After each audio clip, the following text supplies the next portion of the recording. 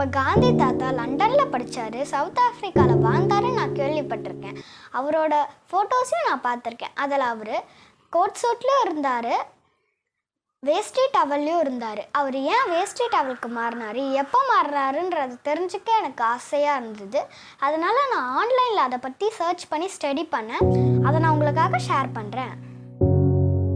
ஆங்கிலேயர்களுக்கு எதிராக இந்திய சுதந்திர போராட்டம் 1920களில் தீவிரமடைந்திருந்தது. ஆங்கிலேய ஆடைகளை புறக்கணிக்கும் பொருட்டு கதர் ஆடையை அணிய வேண்டும் என்று நாடு முழுவதும் காந்தி பரப்புரை செய்து வந்தார். 1921ஆம் ஆண்டு காந்தி மதுரைக்கு வரும் வழியில் திண்டுக்கல் பகுதி விவசாயிகள் அவரை வரவேற்றனர்.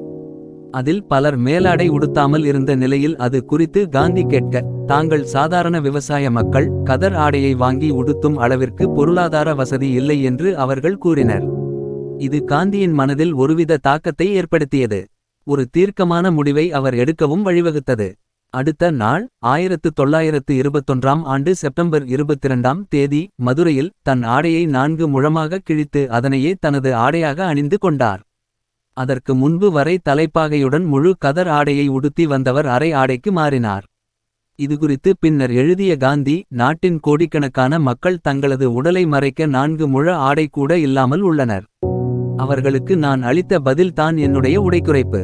அதுதான் இந்த அரைகுறை ஆடையணிந்த மக்களுடன் என்னை சமன்படுத்திட உதவும் என்றார். இந்த வரலாற்று நிகழ்வை அனைவரும் அறியும் வகையில் மதுரையில் கல்வெட்டு ஒன்று இன்றளவும் வைக்கப்பட்டு இருக்கிறது. இந்த மாதிரி காரணங்களால தான் நம்ம காந்தியை மகாத்மான்னு சொல்கிறோம். இதில் என்ன விஷயம்னா, அவர் நம்ம தமிழ்நாட்டுக்கு வந்து தான் கோட் சூட்டில் இருந்து வேஷ்டி டவலுக்கு மாறி இருக்காரு. இது நம்மளுக்கு எவ்வளோ பெரிய சந்தோஷமான விஷயம் இல்லை?